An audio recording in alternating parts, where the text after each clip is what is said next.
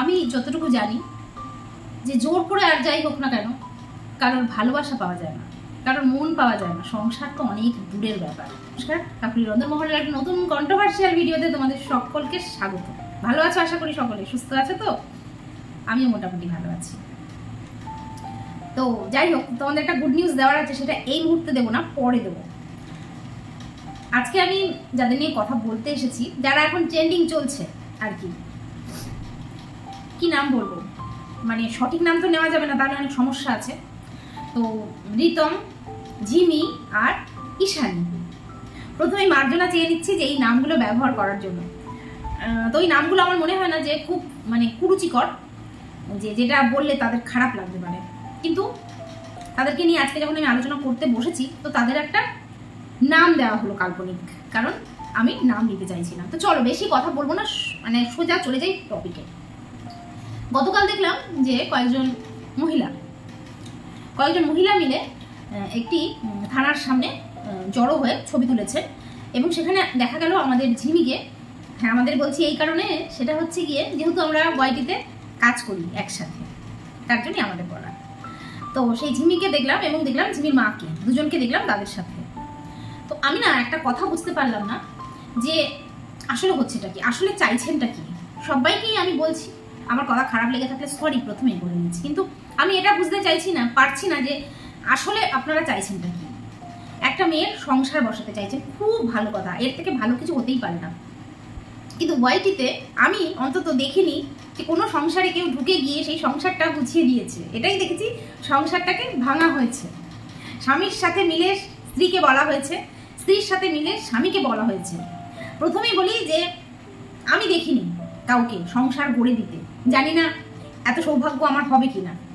তো আমি বলি কি যে থানা, পুলিশ এগুলো তো আমাদের সুরক্ষার জন্য আছেই, আমরা তো অবশ্যই সুরক্ষার জন্য তাদের কাছে যাই, কিন্তু যেসব দিদি ভাইয়েরা ওখানে গিয়ে জড়ো হলেন, মানে ওই থানার সামনে গিয়ে জড়ো হলেন, ইনক্লুডিং ঝিমি এবং ঝিমির মা, তো উচিত কি ছিল না যে এই জড়ো হওয়াটা ওই থানার সামনে না হয়ে মেয়েটির শ্বশুর বাড়িতে গিয়ে, মানে ঝিমির শ্বশুর বাড়িতে গিয়ে সবাই মিলে বসে এটা আলোচনা করে জিনিসটাকে সুষ্ঠুভাবে মিটিয়ে দেওয়া যেত নাকি? কারণ একটা কথা, সেটা হচ্ছে যখন আমার সম্মানটাকে কেউ একদম হাটে বাজারে নিলাম করা হয়, আমি কিন্তু রিতমের কথা বলছি, এই যে রিতম এবং রিতমের পরিবার কেমন সেটা সেই প্রসঙ্গে আমি পরে আসছি, কিন্তু এই যে এই পরিবারটিকে এবং এই ছেলেটিকে যে একদম হাটে বাজারে নিলাম করা হলো, তাদের যে রেপুটেশন, যদিও তাদের রেপুটেশনটা তারা নিজেরা অনেকখানি নষ্ট করেছে, কিন্তু তারপরেও এই যে আপনারা করতেই পারতেন, সেটা নিয়ে কিন্তু আমি বিন্দুমাত্র বলতে চাইছি না, কারণ এটা আপনাদের ব্যক্তিগত ব্যাপার। কিন্তু এই যে ঝিমি এবং ঝিমির মা, আপনাদের তো ওরা আত্মীয়, এবং আপনারা চাইছেন যে আত্মীয়তাটা বজায় থাকুক, আপনার মেয়ের সংসার করুক। তা আপনি যখন চাইছেন, আমি ঝিমির মাকে বলছি, আপনি যখন চাইছেন যে আপনার মেয়ে সংসারটা করুক, তাহলে একটা থানা, পুলিশ এগুলো করে, বা আপনার জামাইয়ের রুজি রোজগারের, মানে কারোর পেটে লাথি মারার কথা বলছি আর কি আমি, এই রুজি রোজগারের জায়গাটা বন্ধ করে দিয়ে আপনি আপনার মেয়ের সম্মানটাকে আপনার শ্বশুরবাড়ি, মানে মেয়ের শ্বশুরবাড়িতে অক্ষুণ্ণ রাখতে পারবেন? এটা হচ্ছে আমার প্রথম প্রশ্ন। আসলে আমার কিছু বলার আছে। এই যে ঝিমি মেয়েটি আমার খুব, মানে কি বলবো, একটা দুর্বলতার জায়গা নিয়ে নিয়েছিল। আমি অলক্ষ্যে এই মেয়েটির জন্য কেঁদেছি, যতবার ও কেঁদেছে ওর সাথে আমি কেঁদেছি, মানে এতটাই আমার খুব কাছের হয়ে গিয়েছিল। যেদিনকে যে আরেকজন যে সমাজসেবী দিদি আছেন আমাদের, ওনার নামটা আমি বিকৃত করতে পারবো না অ্যাকচুয়ালি, তো আমি সেইখানে দেখেছিলাম যেদিনকে ও ওর হাজব্যান্ডকে ডিভোর্স দিয়ে দেবে বলে কাঁদছিল, এবং ওই সমাজসেবী দিদিও কিন্তু, ম্যাডাম আর কি, উনিও কিন্তু ওনার সাথে একভাবে কাঁদছিলেন, আর ওরা কাঁদছিল ক্যামেরার মধ্যে, আর আমি কিন্তু ক্যামেরার এবার থেকে কেঁদেছিলাম। তো আজ কিন্তু কিছু জিনিস আমার অড লাগছে, ঝিমির তো বটেই, তার সাথে ঝিমির গার্জিয়ান এবং আজকে যারা ঝিমির শুভাকাঙ্ক্ষী তাদের। তো বলি কি যে ছেলেটি তো বাজে, আমরা তো সকলেই জানি, কারণ ওই ছেলেটিকে আমিও বিশেষ পছন্দ করি না। এই যে রিতম বলে ছেলেটিকে না, বিশেষ পছন্দের তালিকায় ও আমার নয়, ও আমাকে খুব ভালো করে চেনে, এবং ওকে আমি কতটা অপছন্দ করি সেটাও ও খুব ভালো করে জানে। কিন্তু তারপরেও আজ আমি বলতে বাধ্য হচ্ছি যে পুরোটা দোষ বোধহয় ছেলেটার নয়। ছেলেটা যদি সত্যি এতটাই খারাপ হয়, তাহলে ছেলেটার বাড়িতে এই দুজনের কথাই বলছি, দুটি মেয়ের কথাই আমি বলছি, ওর প্রাক্তন ওয়াইফ আর ওর হচ্ছে বর্তমান ওয়াইফ, দুজনেই এই ছেলেটির সাথে কেন থাকতে চাইছি বলুন তো? যখন ছেলেটি, ছেলেটির মা এবং ছেলেটির বাবা তিনজনেই অত্যাধিক খারাপ, তাদের বাড়িতে মোটে থাকা যায় না, তারা মানসিক টর্চার করে, তো সেইখানে কেন বলুন তো এই মেয়ে দুটো বারে বারে চলে যেতে চায়, বারে বারে তার সাথে সংসার করতে চায়, বলতে পারেন? সরি, আমি একজন আমার সহ ক্রিয়েটার, আমি নাম উল্লেখ করলাম না, তার লাইভে গিয়ে আমি প্রশ্নটা করাতে সে আমাকে বলেছিল যে স্ট্যাটাসে, মানে হোয়াটসঅ্যাপ স্ট্যাটাসে আর কি, এই যে রিতম, সে নাকি বলে খুব একা লাগছে, তোমায় ছাড়া জীবন অসম্পূর্ণ, এরকম নানা রকম স্ট্যাটাস দেয়। তো আচ্ছা, আমি বলি কি যে এই ছেলেটি যে স্ট্যাটাসটা মানে আমাদের ঝিমিকে নিয়েই দিচ্ছে, সেটা ঝিমি বুঝলে কি করে তুমি যে তোমাকে নিয়ে স্ট্যাটাসগুলো দেওয়া হচ্ছে? কারণ আমরা কিন্তু এরকম অনেক স্ট্যাটাস অনেকের, মানে হোয়াটসঅ্যাপটা তো তুমি একমাত্র ওর সাথে যুক্ত নয়, অনেক মানুষ যুক্ত আছে, তাই না? তো প্রত্যেকেই যদি এরকম ভেবে নেয় যে আমাকে নিয়েই ও স্ট্যাটাসটা দিয়েছে, তাহলে এই ছেলেটি কতজনের সাথে সংসার করতে হবে ছেলেটিকে? এবং যেই ছেলেটি এইরকম স্ট্যাটাস দেওয়ার পরে মানে আমাদের ঝিমি মানে একদম দুর্বল হয়ে গিয়ে সেই ছেলেটির বাড়িতে চলে গেল কিছু মানুষের সাহায্য নিয়ে, জোর করে তার পরিবারে ঢুকে পড়লো। এই কারণেই বলছি জোর করে পরিবারে ঢুকে পড়লো, কারণ না যেখানে কিন্তু ছেলেটি লাইভ করে বলেছিল যে আমাদের বাড়িতে ওকে জোর করে রেখে যাওয়া হয়েছে। আমি বলি মেয়েটি কি এতটাই ফেলনা?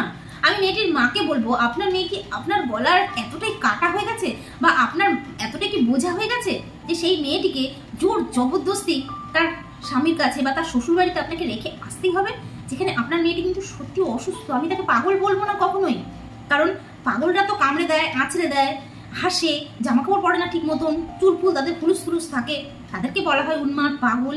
কিন্তু এই পাগল উন্মাদ ছাড়াও আমাদের কিন্তু মনেরও একটা অসুখ আছে। আমাদের যেমন শরীরটা অসুস্থ হয় না, সর্দি জ্বর নানান রকম উপসর্গ দেখা দেয়, তখন আমরা বুঝি যে আমাদের শরীরটা অসুস্থ, আমাদের চিকিৎসার দরকার, সেরকম কিন্তু আমাদের মনেরও অসুখ হয়, তখন কিন্তু আমাদের মনের ডাক্তার দেখাতে হয়, তার মানেই সে পাগল নয়। তো এখন কিন্তু সত্যি কথা বলতে এই ঝিমির সংসারের চাইতেও বেশি জরুরি চিকিৎসা। আর আপনি মা হয়ে সেই চিকিৎসাটা না করিয়ে আপনার মেয়েকে জোর করে আপনি সংসারে ঠেলে দিচ্ছেন। দেখুন, আমাদের সন্তানরা কিন্তু অনেক কিছুই চায়, তাই না? ধরুন বলে এমন কিছু যে এই পেট খারাপ হয়েছে, বলছে আমার এখন ফুচকা খেতে ইচ্ছা করছে, তাই বলে কি আমি তাকে ফুচকাটা দেবো? আমি তো জানি তার জন্য কতটুকুনি কোনটা ঠিক, এখন কি ফুচকা খাওয়াটা তার জন্য ঠিক হবে কি হবো না, সেটা তো আমি বুঝবো।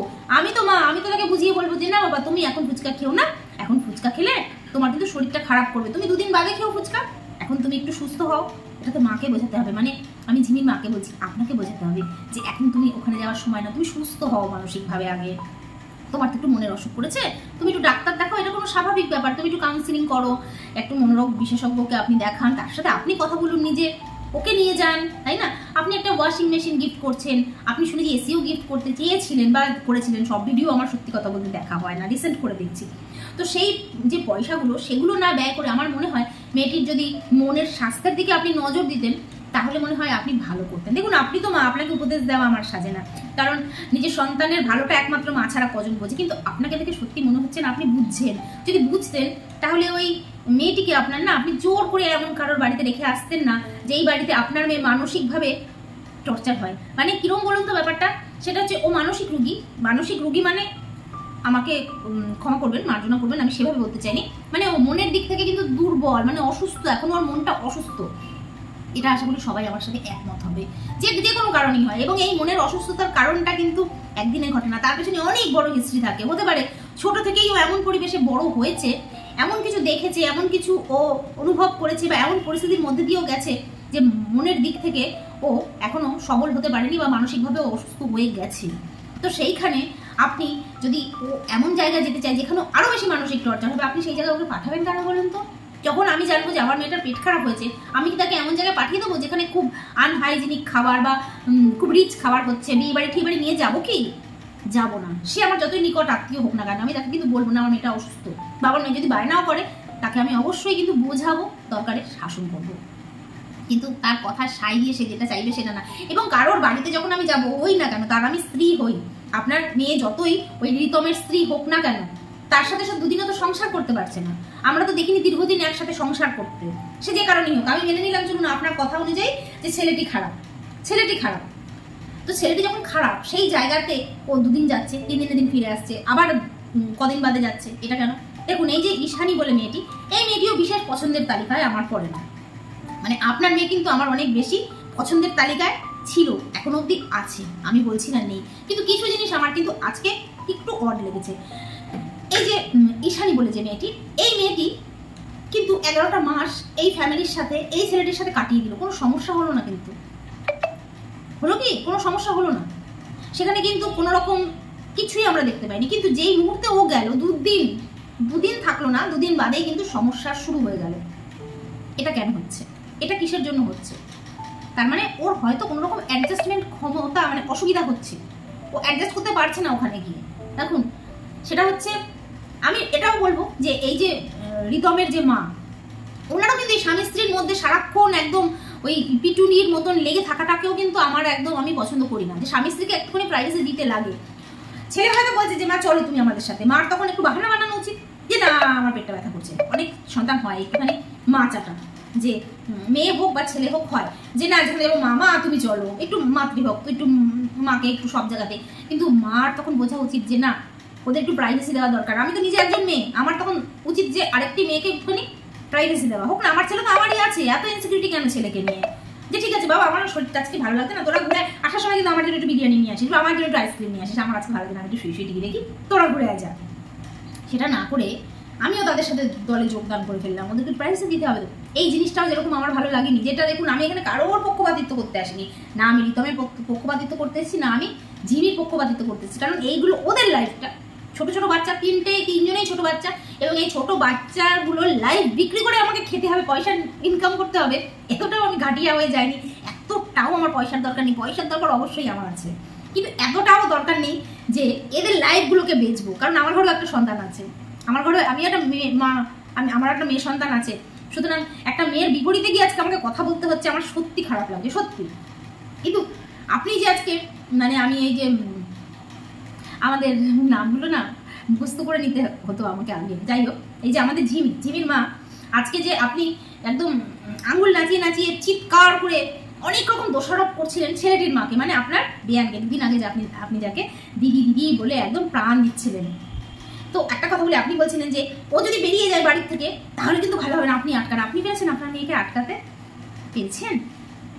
আমি ঝিমির মাকে বলছি, আপনি পেরেছেন আপনার মেয়েকে আটকাতে? আপনি মন থেকে বলুন তো, আপনি কি কখনো এই ছেলেটিকে মন থেকে মেনে নিতে পেরেছিলেন? না আপনার জামাইয়ের কথা বলছি, মেনে নিতে পেরেছিলেন? আপনি কি চেয়েছিলেন যে আপনার মেয়ে ওই বাড়িতে যাক, ওই ছেলেটির সাথে? আপনি প্রচুর চেষ্টা করেছেন, মা হিসাবে আপনি প্রচুর চেষ্টা করেছেন, আমি দেখেছি ভিডিও আপনার, যে ওইখানে গেলে আপনার মেয়ে ভালো থাকবে না, আপনি বুঝতে পেরেছেন। এবং বারে বারে আমরা বহুবার দেখেছি, একবার যাচ্ছে একবার আসছে, একবার যাচ্ছে, যখন যাচ্ছে তখন আপনার নামে বলছে যা খুশি তাই, আবার যখন ওখানে চলে যাচ্ছে তখন আবার মানে ওখানে গিয়ে আপনার নামে বলছে, যখন আপনার কাছে আসছে তখন ওদের নামে বলছে। দেখেছি এগুলো। আপনি পেরেছেন আপনার মেয়েকে আটকাতে? তাহলে আপনি যখন মা হয়ে আটকাতে পারলেন না, আপনার মেয়ে যখন আপনার কোনো কথা শুনলো না, তাহলে আপনি কি করে আশা করছেন যে ওর শাশুড়ি ওকে আটকে রাখবে বা ওর শাশুড়ির কথা শুনবে? আসলে ওকে সত্যি কারো কথা শুনে না, আমি ওকে দোষ দিচ্ছি না, ওকে আমি দোষ দিচ্ছি না, কারণ দোষটা ওর নয়, দোষটা সম্পূর্ণ আপনার। আর ওর যদি আজকে কিছু হয়, আমি ঝিমির মা আপনাকে বলছি, ভগবান না করুক, বেঁচে থাকুক ও, লম্বা আয়ু হোক ও, সুস্থ হোক ও, আমি সর্বতকরণে একদম এটাই প্রার্থনা করি যে মেয়েটি ভালো হয়ে যাক, সুস্থ হয়ে যাক, নিজের পায়ে দাঁড়া। খুব ট্যালেন্টেড মেয়ে, খারাপ লাগে মেয়েটার এরকম অসহায় অবস্থা দেখলে, কিন্তু বেশি রাগ হয় আপনার উপর যে মেয়েটাকে আপনি একটা মানে কি বলবো কোথায় নামিয়েছেন আপনি নিজে জানেন না। আপনার মেয়েকে আপনি নিজে সম্মান করেন? আপনার মেয়েকে যদি আপনি নিজে সম্মান করতেন না, আজকে মেয়েটিকে এইভাবে একটা যেই পরিবার ওকে মানে অবাঞ্ছিত মনে করে, যেই পরিবার ওকে রাখতে চায় না, সেই পরিবারে আপনি জোর করে অসুস্থ মেয়েটাকে রেখে এসেছেন। আপনি বলছেন যে ওর কিছু হয়ে গেলে ওরা বিপদে পড়ে যাবে। আমার তো মনে হয় আপনি বেশি বিপদে পড়ে যাবেন, কারণ আপনি জানা সত্ত্বেও আপনার মেয়েটিকে আপনি ওই বাড়ির মধ্যেই রেখে দিয়েছেন, কিসের জন্য?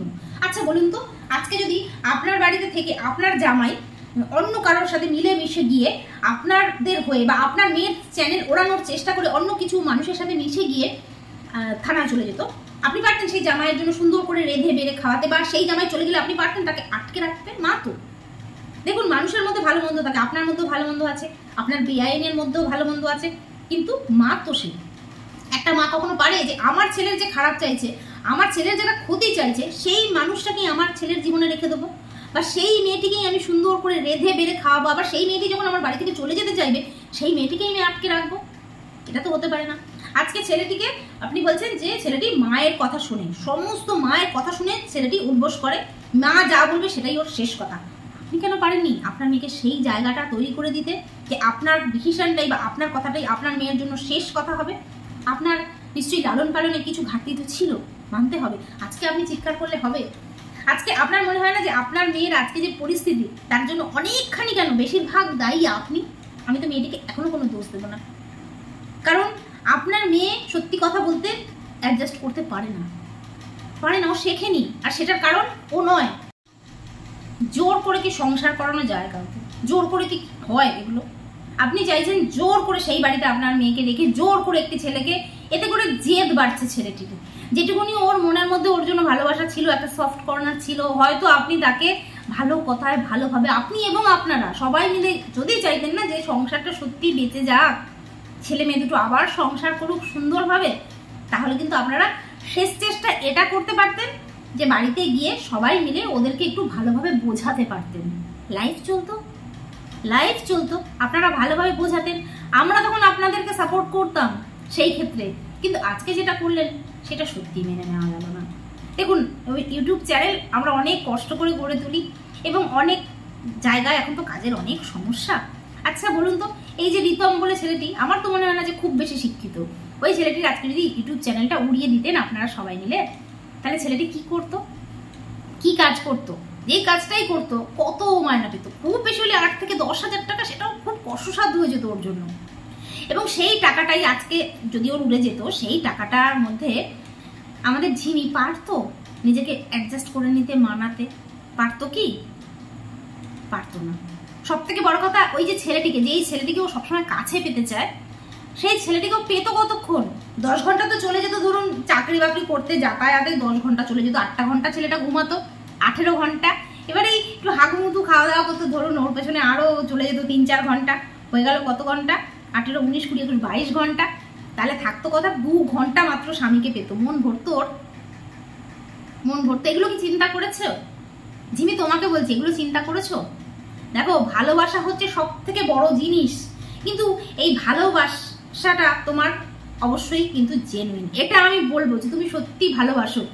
কিন্তু আরো একটা কথা আছে জানো তো, যে ভালোবাসা ভালো বটে, ভালো নয় অতিশয়, অধিক হলে চিরকাল নাহি রয়। বেশি ভালোবাসা ভালো নয়, যে পানের মধ্যে চুনের মতো, বেশি দিলে পড়ে গাল আর কম দিলে লাগে ঝাল।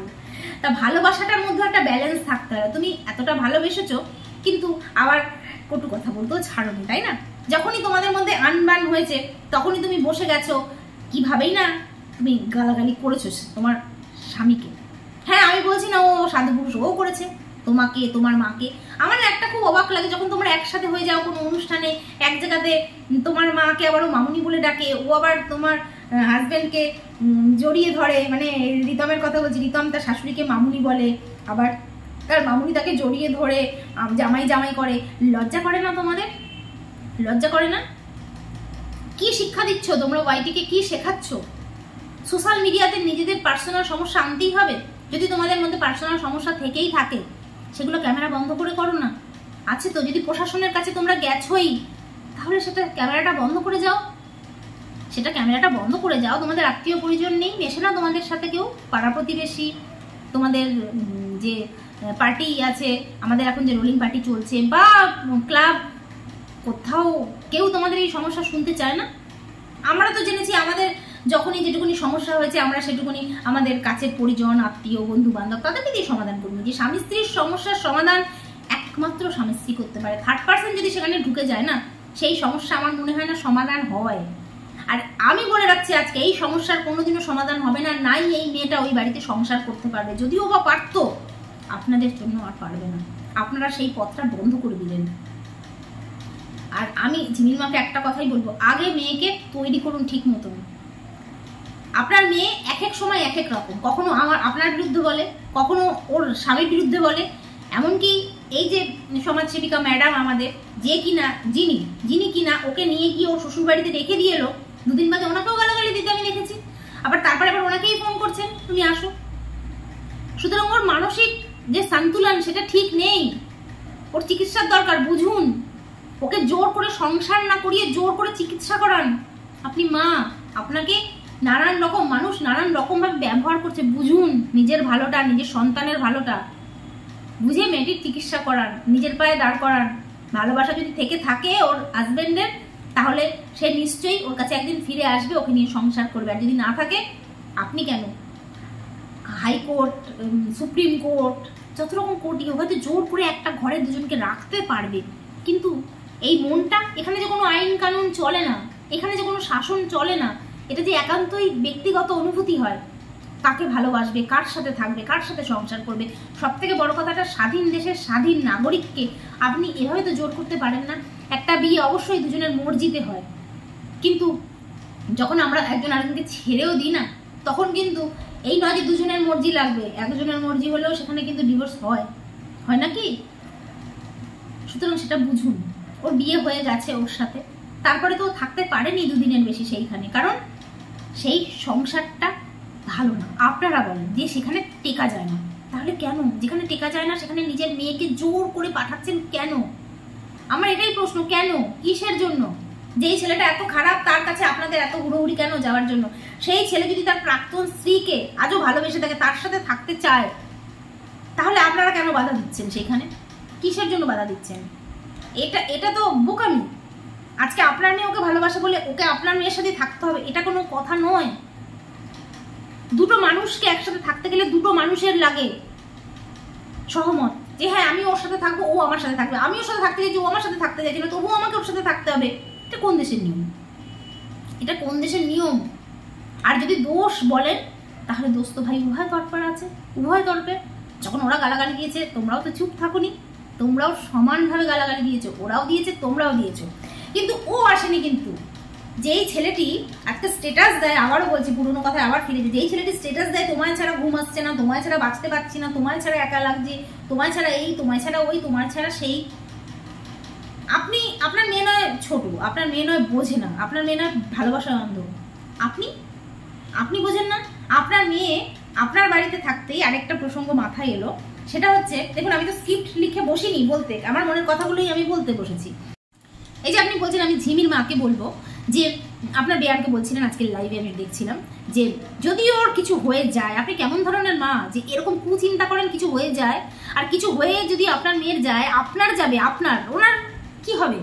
খুব বেশি একটু শাস্তি হবে, কিন্তু হারিয়ে তো ফেলবেন আপনি। বাঁচতে পারবেন? সন্তানটিকে ছেড়ে বেঁচে থাকা যায় একটা মায়ের? বোঝেন না? সেখানে লাইভ করাটা জরুরি ছিল নাকি জরুরি ছিল সেই মেয়েটার কাছে ছুটে গিয়ে তাকে বুকের মধ্যে আগলে নিজের কাছে নিয়ে এসে বোঝানো, যতটা সম্ভব বোঝানো? তা না করে আপনি লাইভ করে বলছেন ও বেরিয়ে গেলে কিন্তু আপনি দায়ী থাকবেন। তাহলে আপনার বাড়িতে যখন ছিল তখন হাত কাটলো, সেটা কার দায়? আপনার মেয়েতে এই কাণ্ডগুলো ঘটায়, আজকে হাত কেটে ফেলছে, কালকে পা কেটে ফেলছে, এই কাণ্ডগুলো তো ঘটায়। তাহলে আপনার দায়িত্ব ছিল না সেখানে? যখন কেন হাত কাটলো আপনি, তাহলে কেন ওকে চোখের আড়াল করলেন? আজকে যদি ওই বাড়িতে গিয়ে এরকম ধরনের কোনো ঘটনাও ঘটায়, তাহলে কেন ওদের দোষ হয়ে যাবে? কারণ ওরা শ্বশুর শাশুড়ি বলে। আমি একটা মেয়ের মা বলে কিন্তু আমি সাপোর্ট করব না যে হ্যাঁ আমি মেয়ের মা বলে মেয়েরাই সবকিছু ঠিক করে। অনেক সময় মেয়েরাও অনেক সময় ভুল করে। সুতরাং আপনার লাইভ করার থেকে অনেক জরুরি ছিল, যদি সত্যি আপনার মেয়ের প্রতি ভালোবাসা থাকতো, দরদ থাকতো, তো মেয়েটাকে ফোন করে মেয়েটাকে বোঝানো যে তুমি যেও না বা বেরিয়েও না, বা তুমি চলে এসো, বা আমি যাচ্ছি তোমার কাছে। আপনি ঘরে বসে লাইভ করছেন। আর যেই মেয়েটি আপনার হাত কাটার পরে ওরকম অবস্থার পরে, যেই জামাই আপনার মেয়েকে দেখতে পর্যন্ত এলো না, অন্য আগের প্রাক্তন স্ত্রী বাবা মার সাথে পাহাড়ে বেড়াতে গিয়ে সেখানে এসে মজা করছে, ফুর্তি করছে, মানে একবার ইসেও করলো না, একটা সমবেদনাও আমি দেখিনি ছেলেটির মধ্যে। সেই বাড়িতে আপনি আপনার মেয়েকে, সেই ছেলেটির সাথে আপনি আপনার মেয়েকে সংসার করতে বাধ্য করেন। কেমন মা আপনি? আপনার মেয়েটিকে বোঝা। আমি হাত জোর করে আপনাকে অনুরোধ করবো, এইভাবে, আমিও তো যেহেতু একটা মেয়ের মা সেই জন্য বলছি, এইভাবে মেয়েদেরকে ছোট করবেন না। আমাদের মেয়েরা আমাদের লক্ষ্মী, আমাদের মেয়েদেরকে কেউ এতটুকুনি অপমান করলে আমরা তার সামনে ঢাল হয়ে দাঁড়াবো, এটা বোঝাবো ওই বাড়িটাকে তোমাকে ভুলতে হবে, ওই ছেলেটিকে তোমাকে ভুলতে হবে, ওই ছেলেটি তোমার জন্য সঠিক নয়। তুমি অন্য কিছু চিন্তা করো, তুমি নিজের পায়ে দাঁড়াও, তুমি এমন জায়গায় দাঁড়াও, একদিন ও আফসোস করবে তোমার জন্য, তোমাকে না পাওয়ার জন্য। এই নয় তার বাড়িতে জোর করে ঢুকিয়ে দিয়ে আসবো আমি, ওই বাড়িতেই তোমাকে থাকতে হবে, ওই বাড়িতেই তোমাকে মরতে হবে, তুমি মরে গেলেও ওই বাড়ি ছেড়ে। এগুলো কি ধরনের ছেলে মানুষই, এগুলো? আমি তো অবাক হয়ে যাচ্ছি। এখানে কেউ কিন্তু অপ্রাপ্তবয়স্ক নয়, এমন ধরনের কথা বলছো তোমরা, সত্যিই কিন্তু সন্দেহ হচ্ছে, সত্যিই কিন্তু আমাদের বয়স হয়েছে। একটা মেয়ের জীবন নিয়ে খেলছো নাকি সম্পূর্ণটাই নাটক? কোনটা বলো তো? দেখো আমরা তো অনেকেই জানি যে ভিউজের খেলা এখানে চলে। যেদিনকে এই ঘটনা ঘটেছে তার আগের দিনই কিন্তু আমি বাড়িতে আলোচনা করি যে ভিউজ কিন্তু কমে গেছে 12,000 18,000। এবার নিশ্চয়ই আরেকটা নাটক চালু হবে বলতে না বলতে পরের দিনই দেখলাম, মানে তার আগের দিন দেখলাম সোনার জিনিস কিনেছে, পরিয়ে দেওয়া হচ্ছে, ভালো লাগছিল দেখে। কিন্তু এটাও বোঝা যাচ্ছিল প্রত্যেকটা ভিডিও, যারা ওদের ভিডিও দেখো লক্ষ্য করো, যবে থেকে মেয়েটি ওদের বাড়িতে গেছে এবং ওই ছেলেটিকে এবং মেয়েটিকে ওদের ভিডিওতে একসাথে দেখা গেছে, একটু মন দিয়ে লক্ষ্য করো তো ছেলেটির কি কোনো ফিলিংস ছিল মেয়েটির ওপরে? মানে আমাদের রিতমের তার এখন যে বর্তমান স্ত্রী তার উপর কোনো ফিলিংস ছিল জড়িয়ে ধরার ওপরে? বা জন্মদিনের ভিডিওটি দেখে আসো, সেই ভিডিওতে যে কোনো জায়গায় কোনো রকম ফিলিংস ছিল না। ভালো করে নজর দিয়ে দেখো। তাহলে যেখানে আমি এত দূর থেকে ক্যামেরার এপাশ থেকে কেউ না, আমি বুঝতে পারছি যে মেয়েটির প্রতি ছেলেটির ফিলিংস নেই, সেখানে আপনি মা হয়ে বুঝতে পারছেন না কেন? জলে পড়ে গেছে নাকি আপনার মেয়ে? জলে পড়ে গেছে আপনার মেয়ে যে আপনাকে নাকি ওই ছেলেটি ছাড়া পৃথিবীতে আর কোনো ছেলে নেই, ওই একটা মাত্র ছেলে আছে, সেই ছেলেটার সাথেই আপনার মেয়েকে সংসার করতেই হবে? একটু অন্যরকম করে ভাবুন না। যিনি তোমাকে বলছি একটু অন্যরকম করে ভাবো না, এই ছেলেটিকে বাদ দিয়ে ভাবো না। ট্যালেন্টেড তো তুমি, নিজের পায়ে দাঁড়াও না, নিজেকে একটু ট্রিটমেন্ট করাও। তোমার মাকে বলো যে আমাকে ট্রিটমেন্ট করাও মা, আমার সত্যি চিকিৎসার দরকার, চিকিৎসা করাও, ভালো হয়ে যাবে তুমি, দেখবে অনেক কনফিডেন্স পাবে। তারপরে ভিডিও করো, সুন্দর সুন্দর ভিডিও করো। আমরা তো আছি তোমার সাথে, তোমার মা আছে তো, আমরা আছি। যারা তোমাকে নিয়ে ব্যবসা করছে তারা হয়তো তোমার পাশে থাকবে না, কিন্তু যারা তোমাকে সত্যিকারের ভালোবাসে না তারা তোমার পাশে থাকবে ঝিমি। সুতরাং তোমার লাইফটা তোমার, আর তুমি এতটা ফেলনা নও এইভাবে মানুষের বাড়িতে অবাঞ্ছিত হয়ে, বা যারা তোমাকে পছন্দ করছে না, কারোর বিরক্তির কারণ হয়, কারোর লাইফে থাকার চাইতে না থাকা ভালো। তো চলো আজকে এইটুখানি বলার ছিল। আর যদি তোমাদের ভিডিওটি ভালো লেগে থাকে তোমরা লাইক করো, কমেন্ট করো, তাহলে আমার আরও কিছু বলার আছে যে কেন ঝিমি ওই বাড়িতে থাকতে পারলো না, কেন রিতমের ঝিমিকে নয় ঈশানীকে পছন্দ হলো, মানে প্রাক্তন স্ত্রীকে পছন্দ হলো, এই বিষয়ে আমি কিছু আলোচনা করব। অবশ্যই সেই আলোচনাটা কিন্তু আমি কারোর পক্ষে করব না এবং ওদের জন্যও করব না, করব কিছু মানুষের ভালোর জন্য, যারা বুঝতে পারবে যে হ্যাঁ দৃষ্টিভঙ্গিটা বুঝবে, জীবন দর্শনটা বুঝবে, এবং কেন একটা মানুষকে একটা মানুষের পছন্দ হয় এবং কেন একটা মানুষের একটা মানুষকে পছন্দ হয় না সেইটা বুঝতে পারবে। একটা মানুষের জীবনে জোর করে থাকাটা বড় কথা নয়, বড় কথা কেন সে আমাকে পছন্দ করছে না সেইটাকে রেকটিফাই করে নিজেকে পাল্টানো, শোধরানো নয় যে আমি যেরকম সেরকমই আছি এবং তার জীবনে আমি জোর করেই থাকবো, ঘৃণার পাত্রে থাকবে। বুঝেছো? কোনোদিনও সম্মান ভালোবাসা পাবে না। আর সম্মান ভালোবাসা যারা স্বামীর জীবনে থাকার থেকে আমার মনে হয় না থাকা ভালো। চলো বন্ধুরা, দেখা হচ্ছে নেক্সট ভিডিওতে। ততক্ষণ সকলকে অনেক ভালোবাসা, টাটা।